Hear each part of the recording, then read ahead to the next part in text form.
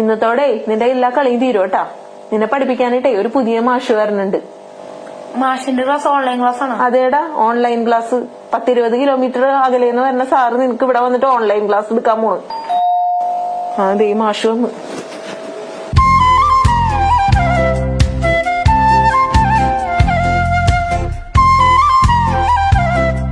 ആരാ കുട്ടി?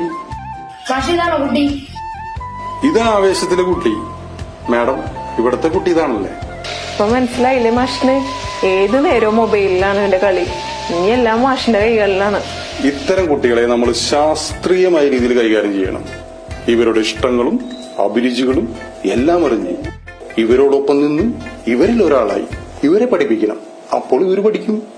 ഇനി കുറച്ചു നേരത്തേക്ക് അധ്യാപകനും വിദ്യാർത്ഥിയും മാത്രം. മോനിരിക്കെ.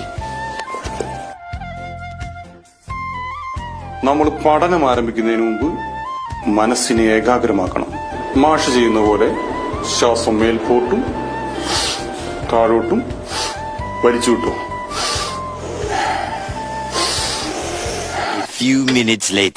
അയ്യോ, മാഷ് പോയാ?